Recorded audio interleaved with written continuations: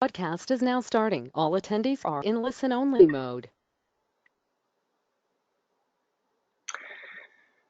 Welcome to our study of the Wishfulfilling Jewel, the practice of Guru Yoga according to the Longchen Yintik tradition. So while this practice of Guru Yoga, of course, is explained according to Jigme Lingpa's Longchen Yintik tradition, it's something that what we have in here in terms of the explanations and so forth is something that could be very valuable for anyone practicing the Ngondro in any given context. So welcome to our session. I hope the sound is okay.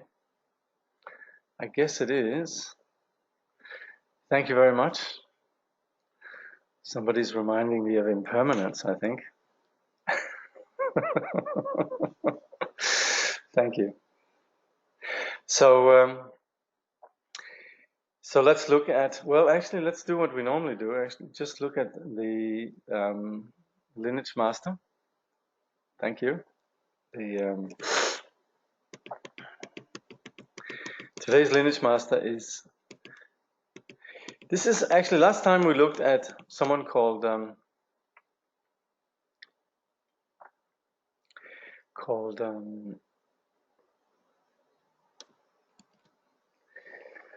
Nyang Tenzin Zangpo, who was very important in terms of the establishment of Buddhism in Tibet, and also somebody who achieved the rainbow body. Being a direct disciple of Vimalamitra, he received Vimalamitра's heart essence teaching, which is the pith of the Dzogchen teachings. And as you maybe remember, then Nyang Tenzin Zangpo is famous for having built this temple called the Shai Tlakang, somewhere north of Lhasa. I haven't been there, but I believe it's up there somewhere. And there he concealed these heart essence teachings. But he did convey them and teach them to a few students, Be Lodra Wangchuk and Be Rinchen Bar, I think. And he in turn passed these on to a venerable monk called Dangma Hlungyal. And in Dudjom Rinpoche's history, it said that he was very respected as a venerable old monk, but nobody had any idea that he was a practitioner of the Great Perfection until the day that he displayed dissolving his body into light. So he was the great master who then taught Chetsun Sengye Wangchuk. So in this way, Vimalamitra's teaching to Chetsun Sengye Wangchuk, or Vimalamitra's lineage, came down to Chetsun Sengye Wangchuk through, I think his name is Rinchen Bar, and then Dangma Hlungyal. And it said that Dangma Hlungyal, he looked far and wide for somebody who would be worthy of receiving the heart essence teaching of Vimalamitra, and eventually found it in a layman who was of the clan called Che. So sometimes people say Jetsun Sengye Wangchuk, which is not correct. His name is Che Tsun Sengye Wangchuk, and this because Tsun means the noble practitioner, the holy person from the Che family or the Che clan. So he then became the recipient of the teaching, and Dangma Hlungyal passed these teachings on to him. And during that time also, it's on one hand he received the teachings from Dangma Hlungyal. Also later, presumably after Dangma Hlungyal had passed away, then Chetsun himself received some indications and visionary guidance in finding the heart essence teachings that had been concealed by Vimalamitra at the Shai temple. He went and found these teachings, and then it happened that upon finding these teachings, he was visited by Vimalamitra himself. It said that Vimalamitra came to him, manifested in person and stayed with Chetsun for, some say 2 weeks, some say a month. And from Vimalamitra directly, then Chetsun received the Heart Essence teachings. And on the basis of this, then he practiced for 7 years according to Nyingma Khyentse Rinpoche, and he then attained the rainbow body. And it said that he lived to be 125. But later, in his future, one of his future manifestations, Jamye Khyentse Wangpo, at one point, Jamye Khyentse Wangpo was traveling through this place where Chetsun had achieved the rainbow body. It's a place near Lhasa called Uyuglung. I haven't been there, but several of my friends have been there, and it's apparently not that far from Lhasa. But there, when Khyentse Wangpo was traveling through that place, he had the experience of clearly recollecting all the Nyingtik teachings, all the Heart Essence teachings that he had practiced and achieved accomplishment through in his life as Chetsun Sengye Wangchu. And it's on the basis of this that we nowadays have what's known as the Chetsun Nyingtik cycle of teachings. And Jamye Khyentse Wangpo then wrote these teachings down that he remembered and gave these to some of his very close disciples. So we have nowadays then a lineage of these teachings and also some very profound commentaries based on Khyentse Wangpo's instructions that reach us then. So we have this Chetsun Nyingtik cycle, but this comes from Chetsun Sengye Wangchu. Okay. So kindly generate the intention to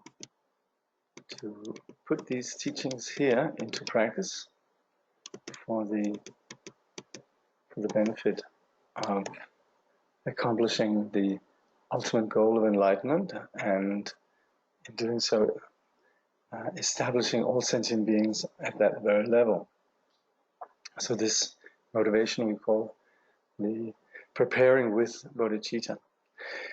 So I'll just go over this section here where we were last time. So Khyentse Rinpoche says, in regards to the context of the present teaching, which is then now about receiving the 4 empowerments, he says, by now we have learned how to visualize ourselves as Vajrayogini with Guru Rinpoche above our head, how to invite the wisdom deities from the Buddha field, and how the deities dissolve into us.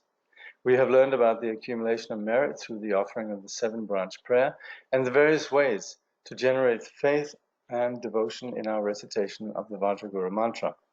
Now for conclusion, we must learn how to receive the 4 empowerments from Guru Rinpoche and the assembly of great beings who compose his retinue.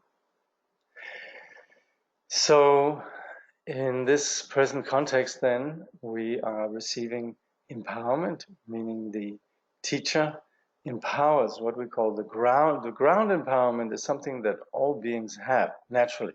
This is what we call Buddha nature. But the teacher is the catalyst that enables us to clearly appreciate this. And on the basis of what we've just covered in the practice of the Guru Yoga, the visualization, the supplications, the generating of faith and devotion and so forth, all the right conditions are really there for us to receive this empowerment, meaning essentially the Guru acknowledging and encouraging and providing a context where we are empowered to probably integrate and experience and cultivate a direct realization of this ground quality by means of what we then call the 4 empowerments. So this is what we're doing presently in terms of receiving the 4 empowerments.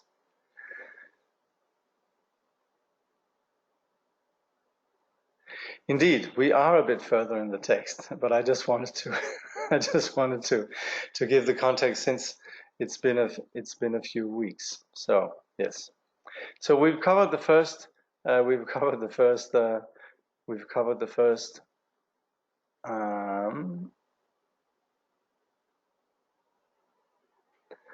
we've covered the first two empowerments. Somebody's saying the sound is not very good. Well, it's no different from how it normally is. I'm afraid I can't do much about it. We have the recording, and I can try to project my voice a bit more, but I'm still my voice is still not entirely recovered. And somebody else says the sound is fine. So I think this might be an individual problem. Anyway, so here we are. We've received the first two empowerments, the vase empowerment and the secret empowerment. And this then also provides the conditions for purifying our ordinary neurotic speech, empowering our our ordinary body and speech, empowering our Vajra body and Vajra speech, and also sowing the seeds for achievement of the two first of the four Vijayadhara levels, the Vijayadhara level of the variously matured and the Vijayadhara who has power over life. I think here it's called totally matured. But anyway, the first two Vijayadhara levels. And again, these particular terms for achievement, they are particular then to the particular text of context of the teachings that we're talking about. Just like in the general Mahayana, we talk about the 10 bhumis and so forth. Then also in the Vajradhara, in the Vajrayana, we have particular language for the levels of the path. So,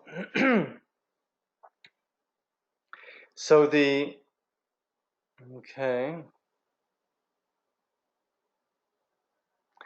And saying what page in the book are we? I'm not sure what page we are in the book because I'm here in front of me. I have the Kindle edition.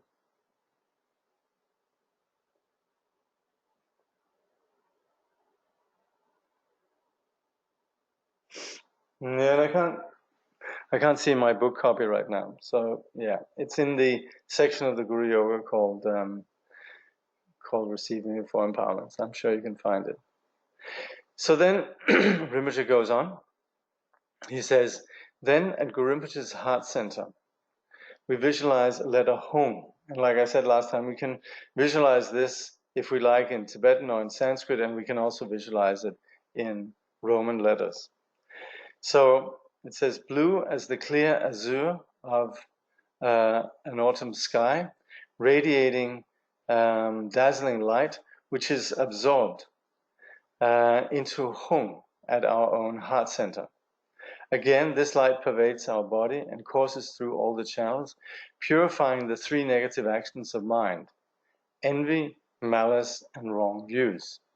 So with the various empowerments, then they purify, for example, the three negative actions of speech, the three negative actions of body, the four negative actions of speech, and now the three negative actions of mind. It also purifies the white and red essences, or tigle, which form the support of the mind. So this is then within the context of the Vajra body, we understand ourselves in terms of what we call Nadi, Prana, and Bindu.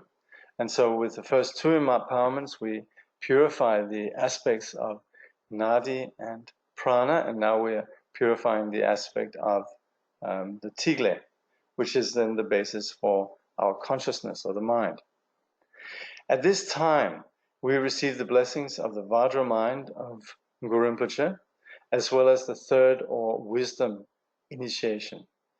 This we normally receive while visualizing that countless rays of light emanating from the bodies of all the deities of the mandala are absorbed into us. This enables us to realize the wisdom of great bliss, achieve the level of Dharmakaya, and become a Mahamudra Vijayadhara.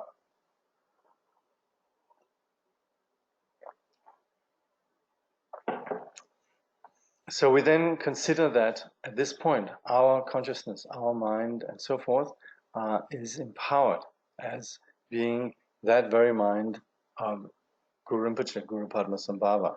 And this is then the conditions that enable us to realize the level of the Dharmakaya. Khyentse Rinpoche goes on, when Guru Rinpoche bestowed the empowerment of Vajrakilaya upon his disciples, he assumed the form of Vajrakilaya at the center of his mandala. Such capacity for the limitless display of wisdom forms is the fruit or characteristic of this level of Vidyadhara, called Mahamudra because Maha means great and Mudra means display. So this kind of ability then comes with this level of realization. Now a second blue letter, Hung, emerges from the Hung at Guru Rinpoche's heart. So this is now the fourth empowerment. From Guru Rinpoche's heart center, the letter Hung emanates, and like a shooting star, penetrates our own heart center to blend indissolubly,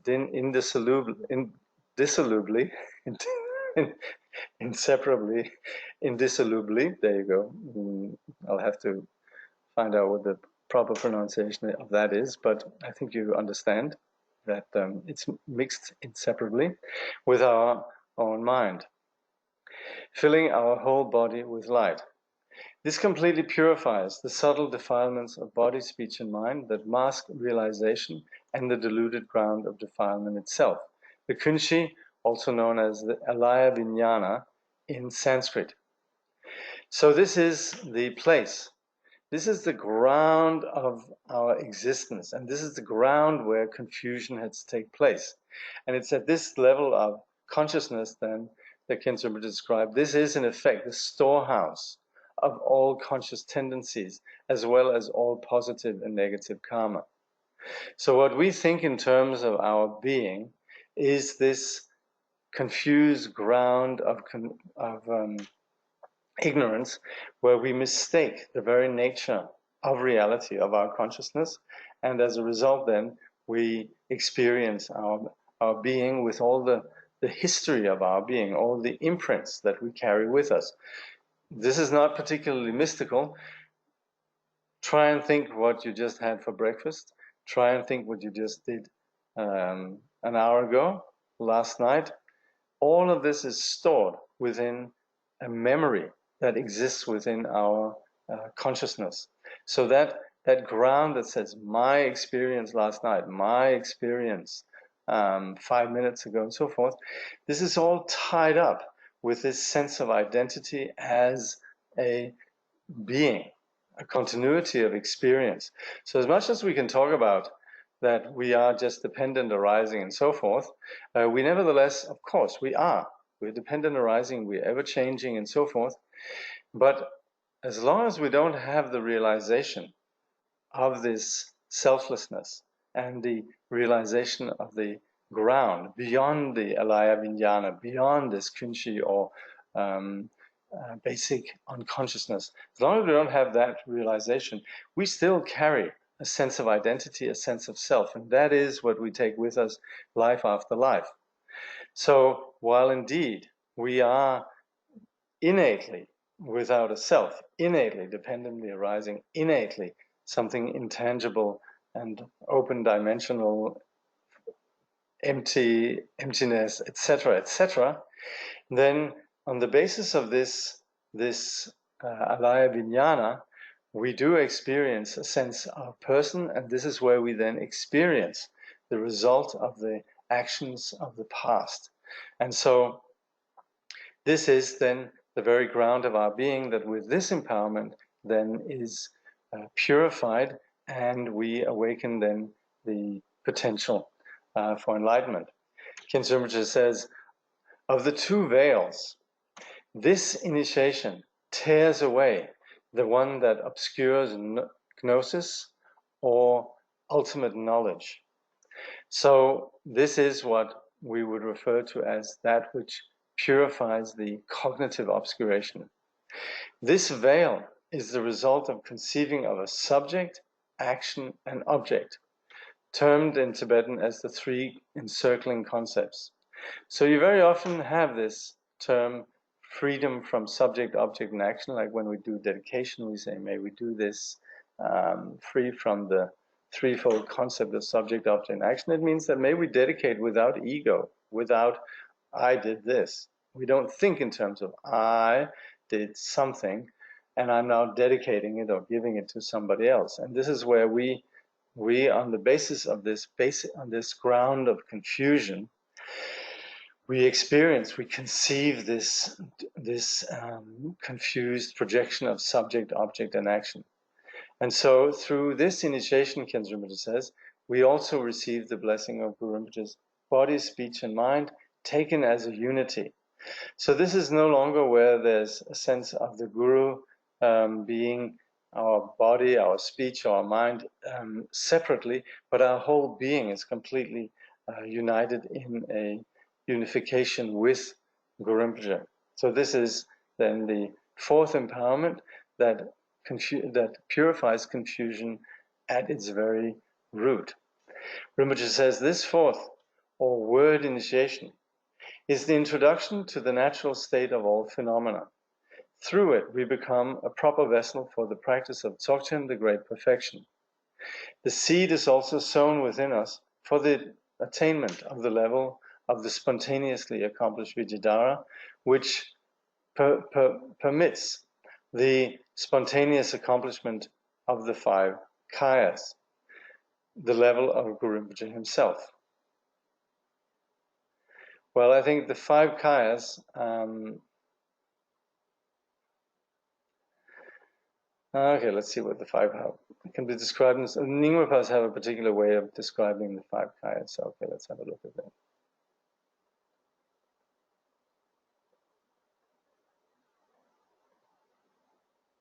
Okay. The kayas, various aspects. This is actually probably quite helpful, but people do get confused about this. So we talk about generally in the Mahayana, we talk about the Dhammakaya, the absolute realization, and then the Rupakaya, the compassionate manifestation. Then we talk about the 3 kayas, which is same thing, but there we say we have the Dhammakaya, yes, but then the Sambhogakaya, or rather the Rupakaya, is defined in terms of 2 aspects: the Sambhogakaya, or the body of divine enjoyment, and the Nirmanakaya, or manifested body. So there's those, and then we have the 4 kayas. There we add to the 3 kayas what we call the essence kaya, or essential body, which is then you could say the unity of these 4, their inseparability. And then 5 kayas. So that's in addition to the Dhammakaya, Sambhogakaya, and Nirmanakaya, the 3 kayas, we then add the Abhikara Vajrakaya, the unchanging Vajra body, Minjur Dojaku, and the Abhisambodhikaya, the body of total enlightenment, Ngumpa Chanchupkiku. So these are the 5. Okay.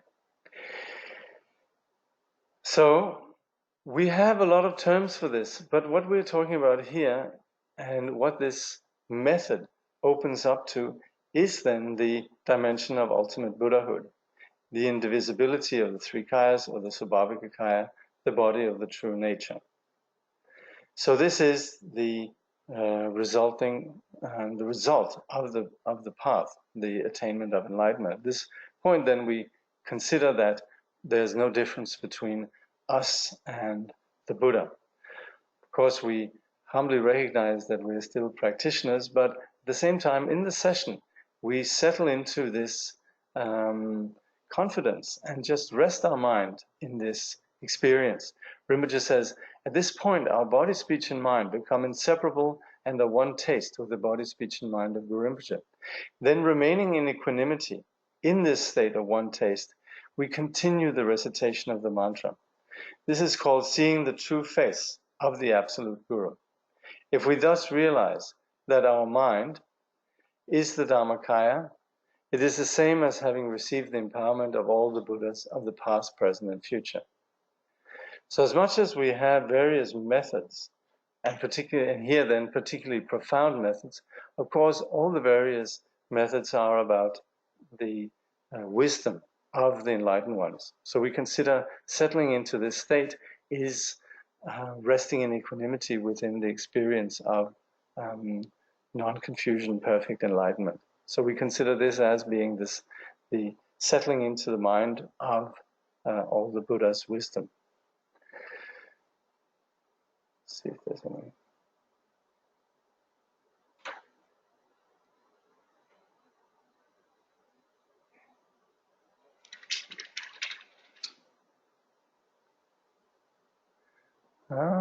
Okay. In the Longchen Nyingtik Ngondro, page 30, it says, chanting this as many times as you can.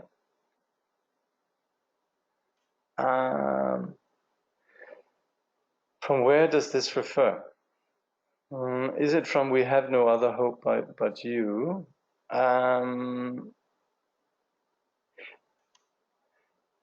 In general, when it comes to the devotional chant, Jetsun Guru Rinpoche, Chinisan Tamchiki, Guru Rinpoche, you are the embodiment of all the Buddhas. It's really just the first, 6 lines or 8 lines? Hold on.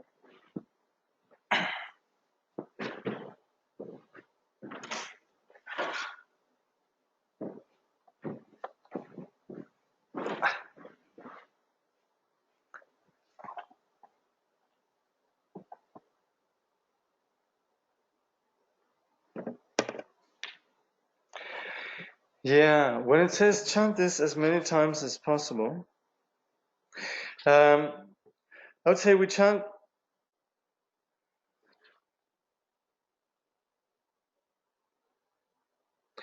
This is the devotional chant that we do prior to the mantra, and at that point we mainly would just focus on. See, we've set aside some hours for the recitations, and that mainly actually is the recitation that we have on page 29. So what follows is something that you just chant that. You can chant that 3 times, and then you focus on the mantra. But in terms of accumulations, then it's the Jetsun Guru Rinpoche on page 29, which is 9 lines, and then following that, when you do the recitation of the Vajraguru mantra, you then do that following the recitations there on page 29 and 30. And this following recitation you can just chant a few times. Okay?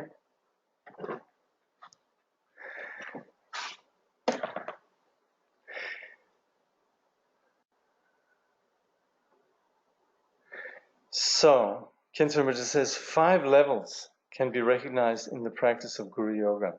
The outer level for accumulating merit, including visualizing the Guru and his retinue in the space before one, taking refuge, generating bodhicitta, offering the 7 branches, while keeping in mind that deities are simply the display of the Guru's wisdom mind. So that's the outer aspect. Then there's the inner level for purifying one's perceptions, involve visualizing the Guru above one's head and receiving his blessings. Of course, we say visualizing the Guru above one's head. We can also visualize the Guru in front. Anyway, in a higher place, right? The secret level for letting wisdom arrive in one's being involves visualizing the Guru in one's heart. The most secret level, in which one recognizes the deity as oneself, involves visualizing oneself as a Yidam deity, realizing that one's body, speech, and mind have always been inseparable from the body, speech, and mind of the Guru and arise in the form of the deity. In the absolute level, having blended one's mind with the mind of the Guru, one realizes the ultimate nature of the Guru, the absolute void expanse, devoid of concepts and conditions, and remains effortlessly in this inconceivable luminous wisdom. So this does not particularly refer to the stages of practice as we've outlined it here in terms of the liturgy, in terms of the practice of Guru Yoga, but these are just rather levels in where we can approach the concept and the notion of Guru. So we can think of the Guru in terms of the external teacher, embodying all the deities of the 3 roots and so forth, and then these inner secret, most secret and absolute ways of. So these ways, 5 different ways of approaching the notion of the uniting or blending one's minds with the teacher. So we can approach it from these 5 different angles. But this is just how we think of it. And also this is something that more applies also when we're practicing in different ways. Sometimes we will, just thinking of the Guru in front with great devotion, supplicating the teacher as the unity of all the Buddhas. That's the outer way. Sometimes we'll think all perceptions are the teacher, the inner way, etc. So there are different ways ultimately then settling in the simplicity where one thinks of one's own mind, ultimately the ground of one's own mind in its pure aspect as inseparable from the teacher's wisdom.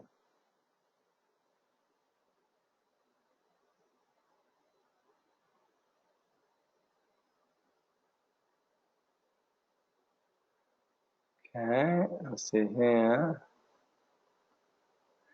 So the 4th empowerment purifies the alaya vijnana? Yes. And then another question. I thought that after receiving the 4 empowerments, we just rest our mind in a non-conceptual state as much as possible. But here it says that we continue reciting the mantra. That's correct. We normally do that. Here Rinpoche says to chant the mantra. That might be helpful, so we can do that if we wish. There's no particular mention of numbers in this regard, but we can do that. And this is very often how people practice mantra, just sustaining the non-conceptual state while reciting the mantra. So chanting the mantra without any particular reference point.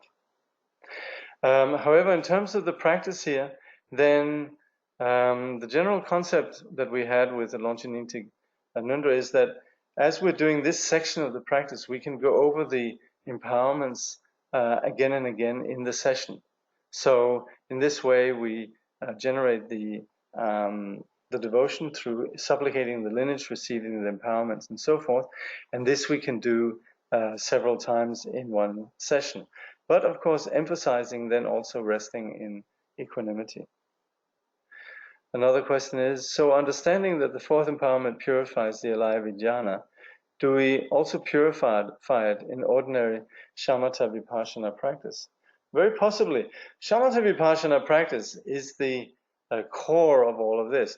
But the thing is, in the Vajrayana, we have the specific skillful means of devotion, which generates this condition of faith that connects us with something far greater, that is beyond the ordinary gradual nature of shamatha vipassana practice.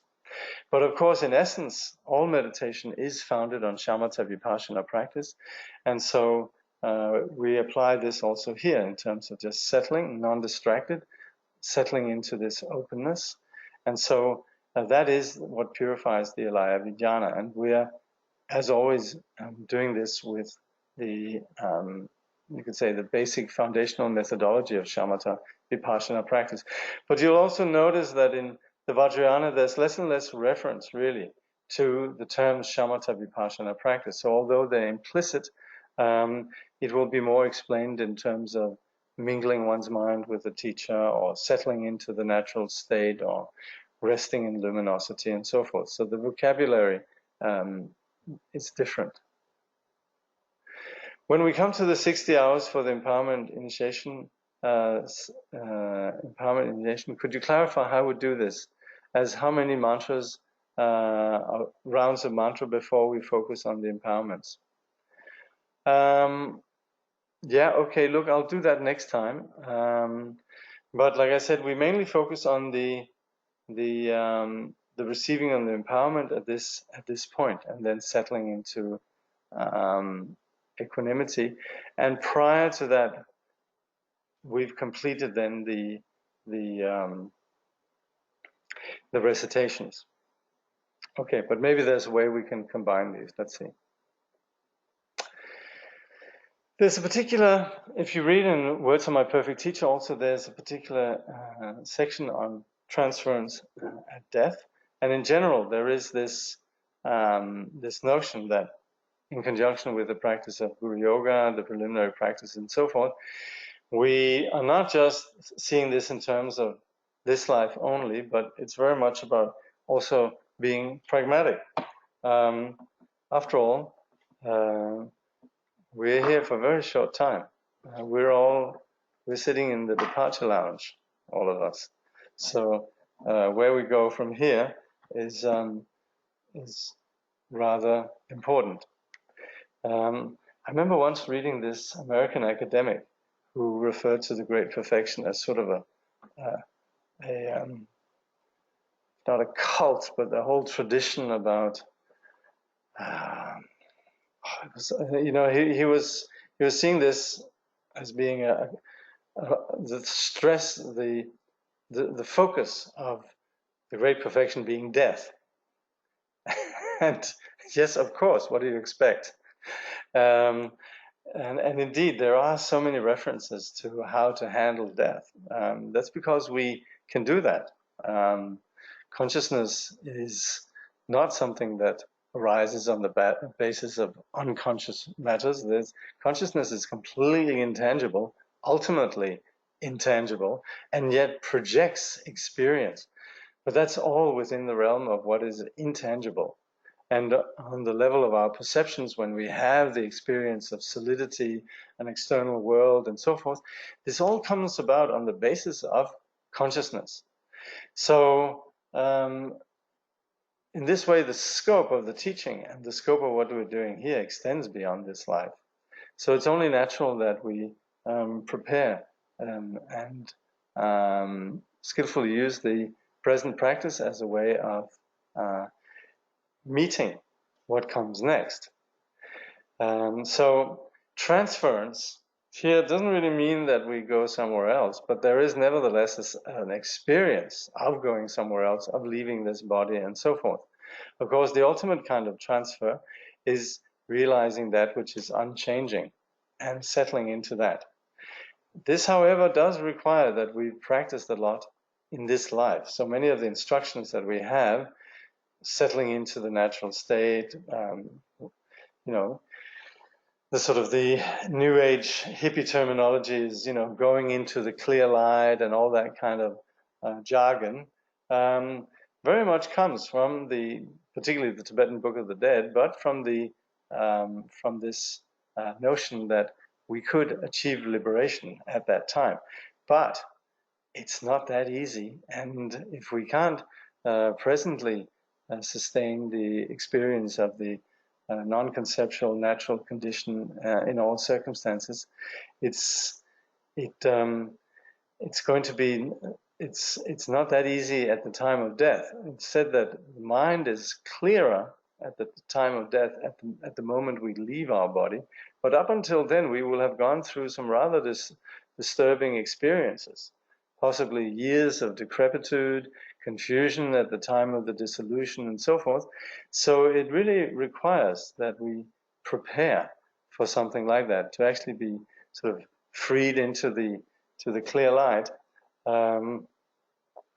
Is really the scope of great yogis. But again, there is very much culture of encouragement. So that's very much this, we can do, and encouraging that we at present then begin to engage in exactly the conditions that will facilitate this liberation, this experience, this enlightenment. So here within the Guru Yoga, then we now have the instructions on transference at the time where body and mind are going to separate. Rinpoche says, after the 4 initiations and before concluding the practice, we pray with this verse. And this also is what we, let's just say here, page is on.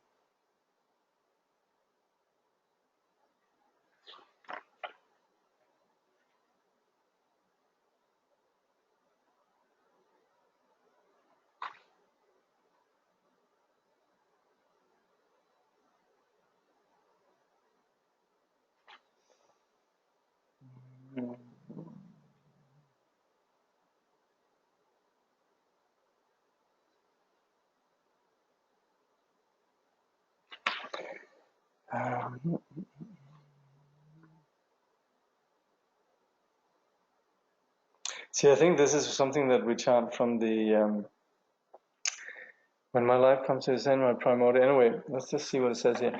When my life comes to its end, my primordial form Vajrayogini, transforming into a bright sphere of light, and having merged inseparably with the precious one born from the lotus, may I attain Buddhahood, the state of great union, in the self-appearing glorious mountain of Ngaya, the non-dual emanated Buddha field.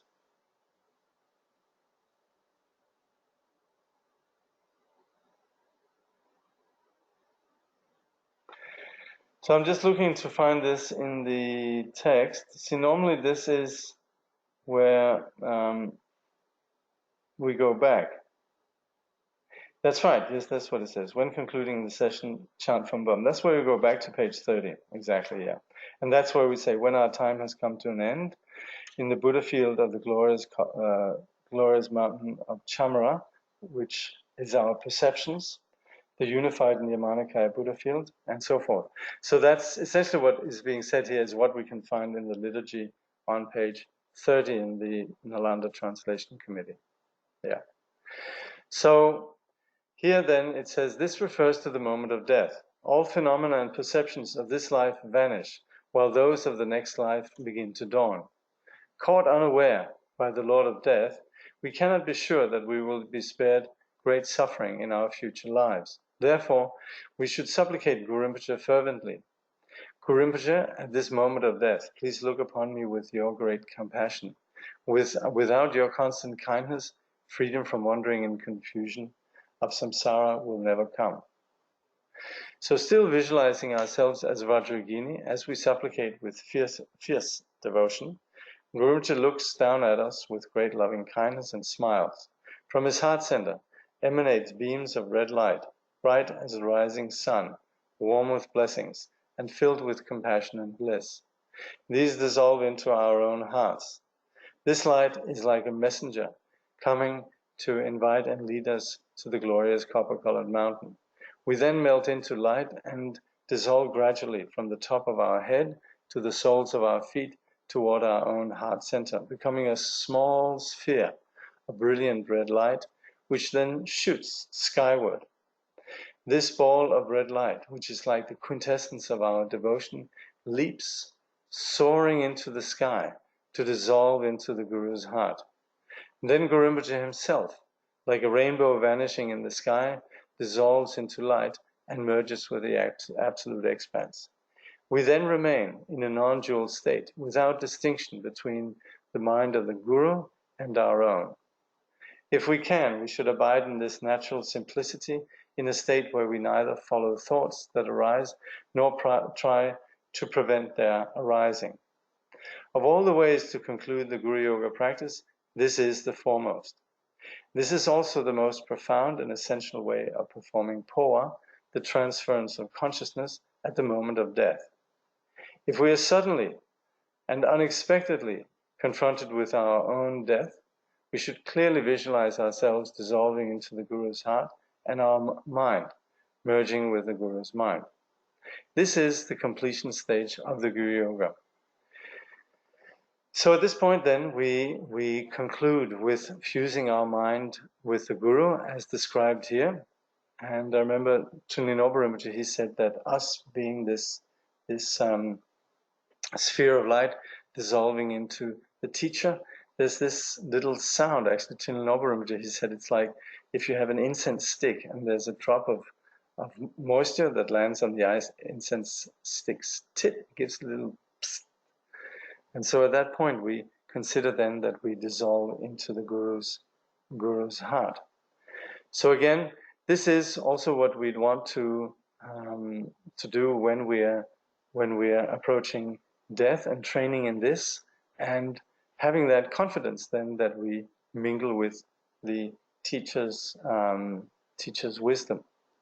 Now, when we say the Buddha field of the glorious copper-colored mountain, this should be understood in the sense of all our perceptions as being permeated by the presence of the teacher.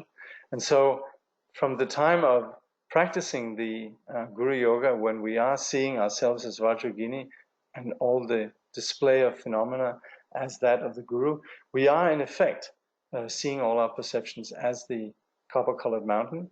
And what that really means is that whatever we are experiencing, we're seeing this without any grasping. So we see phenomena as inseparable appearance and emptiness. So simply just having that confidence of all appearances being the display of the teacher, dissolving into the teacher's heart. And this is where then it's very helpful for us to then particularly think in terms of Guru Rinpoche as inseparable from our Guru, then as the object that we dissolve into, and then settling into the wisdom.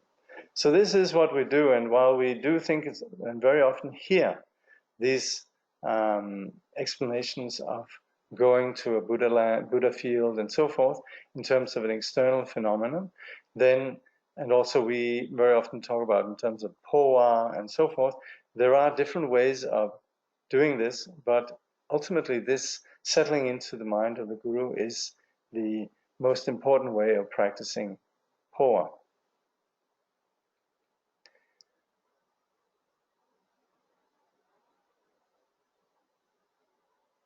And when we go back to page 30, do we just go down to the mantra again? Or do we do the mantra recitation again? No, we just do this supplication where we chant this when our time has come to an end, and supplicating you from the bottom of our heart and so forth, down until the mantra section. Basically, we chant that with devotion a few times, and then we settle into the fusing our mind with the teacher's wisdom. Yeah. At that point, we would say we had completed the recitation of the mantra. So this is just a way to conclude the practice. Rinpoche says, we then repeat the last verse of the prayer we said before. This is what we have on page 30. This is, of course, slightly different translations, but the same. I pray to you from the bottom of my heart, not simply with my lips, to grant blessings from the vast expanse of your heart, so that all my aspirations may be fulfilled. And so this we repeat again. Guru Rinpoche's mind and ours become one, and we remain for a while in a state of bliss void, untainted by mental fabrication, the natural simplicity of the Guru's mind. So we sustain that. And when we're doing this section of the practice, then we can go back and, well, rather at this point, we settle and we let the mind rest. And this is where it's very helpful to have had some background in practicing shamatha vipassana. If you have the opportunity, then do dhatuns or do nintuns. I think the Shambhala people are still doing it, and there's in Siddhartha Sententia in Australia we have retreats, and otherwise also I hope you have instructions in this. But this is very important, and this is where we, as long as we have with all the various elaborations of the Vajrayana, it's all based to have this foundation of samadhi. Whatever we're going to do, we're going to be needing this ability to just rest the mind. So without that, then all the various practices, they really just are sort of being skillful means, but without actually going in and settling the mind, then we'll fail to actually experience the objective of all these skillful means. So at the conclusion, then, we settle into just allowing the mind to experience this freedom, openness, simplicity. That's very important. Then, like I said, when we're doing the practice, then we can again go back and again receive the 4 empowerments and so forth. So this is how we would practice the last section of the Guru Yoga. We want to integrate this. They always say without integrating this in our ordinary life, then the teaching won't really help us that much. So it's very important that we practice this yoga of post-meditation. So it's not just that we do our practice and we think that our practice is sitting on the cushion. The practice of sitting on the cushion is indispensable. It's complete madness, these people who say, well, I'm just practicing in ordinary life, That's a pie in the sky. You need to have the settling and the practice of actually sitting on the cushion, settling the mind. And on that basis, yes, then something very real can take place. So we need to sit, but then the sitting and the quality of what we've generated on the cushion then needs to be integrated. And this is then the integration of the presence of the teacher. So Rinpoche says, when we arise from that state, we should perceive all appearances as the manifestation of the Guru, all sounds as mantra, all thoughts as the display of wisdom. So these perceptions we're going to have. We are going to be seeing things. We're going to be driving our car, shopping, talking to people, meeting people, involved in all sorts of activities and social contexts and professional contexts and so forth. All of this should be integrated. And that's where, of course, we need to have the mindfulness. We need to have the experience from the practice of the session. And we are not going to be able to just right away integrate all of this perfectly. But we nevertheless come back to this as the very ground of what actually is. So, of course, we might not be able to sustain perfect mindfulness in all situations. But at the same time, this is what we continually come back to when there is a gap. And also we could, as much as possible, integrate this also in our activities. And this is where Rinpoche says we should perceive all appearances as the manifestation of the Guru, all sounds as mantra, and all thoughts as the display of wisdom. So innately, all perceptions innately are the unity of appearance and emptiness. They are the manifestation of enlightenment. Manifestation has never moved from enlightenment. Similarly, all sounds have never moved from the basic quality of what we call nada, which is then the ground sound, which is inseparable from, in reality, which is inseparable from emptiness as well. So all sounds ultimately are mantra, and all thoughts, as they arise, they have nothing tangible about them. They arise from the mind, dissolve into the mind, have no reality about them. Their nature is emptiness. And so in this way, understanding the unity of appearance and emptiness, and understanding the presence of enlightenment as the manifestation of the teacher in all our perceptions, as we go through the experiences of ordinary life, we then see these, what we call all form, sounds, and thoughts as a display of the teacher. Deity, mantra, and wisdom. Then Rinpoche says, with great love and compassion, we should dedicate the merit of our practice to all beings without exception, and bring to all our activities, the understanding we have acquired during this practice. So we dedicate with great love and compassion, thinking all beings, how we are indebted to all sentient beings, how they have looked after and cared for us. They might occasionally, be a strain on our patience or whatever. But at the end of the day, we are connected with sentient beings. There will be no enlightenment without sentient beings.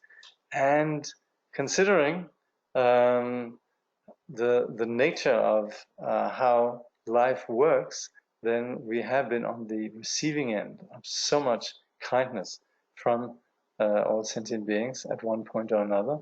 So we should have this great wishing them happiness, wishing them to be free from suffering, having love and compassion for all these sentient beings. And we dedicate all our merit, whatever good we've done, we give it all to them. And in doing so, then we also sustain our practice, our yoga in the post-meditation. Rinpoche continues, for the dedication, we can use the prayers found in the expanded Ngondro or preliminary practices of the Longchen Yingti. And you see that at both within the Guru Yoga itself, there are a series of short prayers, 4 lines, and also in the appendix material, we have various prayers of aspiration that we can use. There's some very elaborate ones. There's also some very short ones. There's a very beautiful one called Celebration of Wishfulfilling Siddhi, and also others as well. So we can, if we like, we can chant these.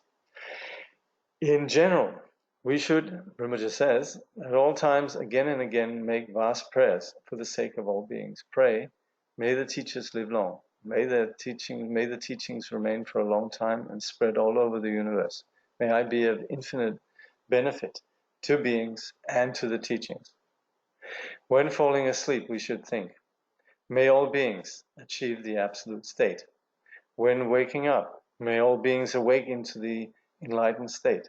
When getting up, may all beings obtain the body of the Buddha. Meaning, when we are getting up, then may all beings arise in the manifestation of the Buddha. When putting on clothes, may all beings have modesty and a sense of shame. When lighting a fire, may all beings burn the wood of disturbing emotions. I guess we could apply this also when switching on the electric light. We could say, may all beings incinerate the stuff of disturbing emotions. When eating, may all beings eat the food of samadhi. When opening a door, may all beings open the door to the city of liberation. When closing the door, may all beings close the door to the lower realms. When going outside, may I set out on the path to free all beings. When walking uphill, may I take all beings to the higher realms. When walking downhill, may I go to free beings from the lower realms. When seeing happiness, may all beings achieve the happiness of Buddhahood. When seeing suffering, may the suffering of all beings be pacified. It is said that the way we will eventually be able to benefit beings depend on the magnitude of the prayers we have made while on the path. One of the prayers composed by Gelwa Longchenpa says, and this is the one also we chant here at the end of the sessions, in all my lives, wherever I am born, may I obtain the seven noble qualities of the higher realms. On being born, may I meet the Dharma and have the freedom to practice it in the right way. Then, pleasing the Holy Lama, may I practice the Dharma day and night. Having realized the Dharma and achieved its essential purpose, in that life may I cross over the ocean of existence. Teaching the Holy Dharma to the world, may I never tire of accomplishing the benefit of others. Through the great wave of impartial benefit to others, may all beings attain Buddhahood together. Thus, it is essential to seal our practice by dedicating the merit along with vast aspirations. Okay. Well, on that note, it's exactly up to the hour, so we'll conclude at this point. There are no more questions.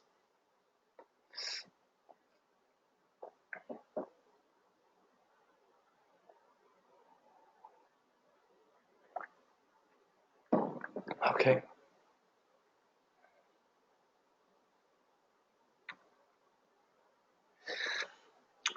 Thank you. Yes, there's a very good question here. When is the next class? Because, of course, we've had some it's been a bit interrupted. I apologize. I've been traveling. I did intend to try to have sort of a continuity even though we were traveling. But yeah, last week there was an issue with the weather conditions where I was. So, but I think we'll continue next Wednesday. There shouldn't be any problems with that. And I think we're heading towards the end here, but yeah, I think we'll continue on Wednesdays for the time being. So expect it to be on next Wednesday. So I'll see you there. Thank you.